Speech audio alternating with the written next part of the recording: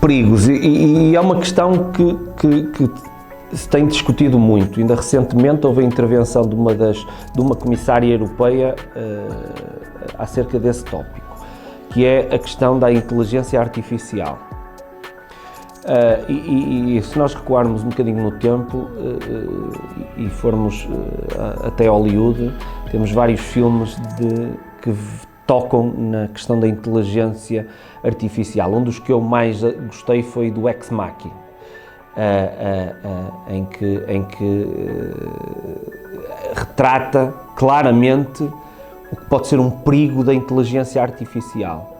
E como é que eu vejo esse perigo, e sou completamente contra que isso aconteça.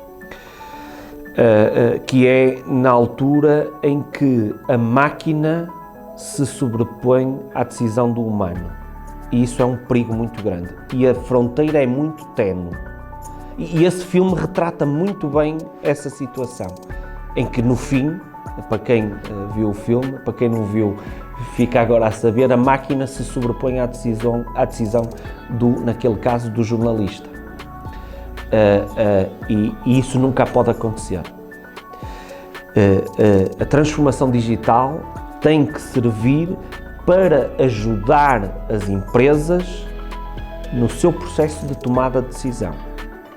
Mas a decisão, seja ela nos processos de negócio, processos de gestão, seja ela qual for, a decisão deve ser sempre do humano. A transformação digital vai fornecer informação ao humano para que o humano possa tomar a decisão. E vamos buscar dois exemplos recentes em que a máquina se sobrepôs ao humano e tiveram o fim trágico que tiveram. Os dois acidentes com o Boeing Max 8 aconteceram porque a decisão do software se sobrepôs à decisão dos pilotos.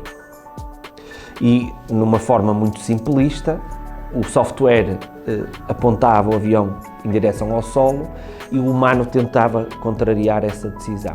E teve o desfecho que teve nos dois acidentes aéreos que aconteceram. E foi essa a questão. Ou seja, a decisão da máquina sobrepôs-se à decisão do humano. Isso é um perigo que é um perigo enorme, grande, e estamos a falar na aviação, como podemos falar na medicina, como podemos falar a operação de uma simples máquina numa empresa. São perigos, é um perigo grande, e esse perigo existe e não podemos permitir que isso aconteça. E recentemente tivemos essa posição, tomada de posição da Comissão Europeia, nomeadamente através da comissária, de uma das suas comissárias europeias, relativamente a essa questão, e alertou os Estados-membros para essa questão no âmbito do processo de transformação digital. A outra questão que eu não vejo como perigo, mas vejo como uma questão delicada, que é a questão da máquina, ou das máquinas, ou dos processos substituírem a intervenção humana.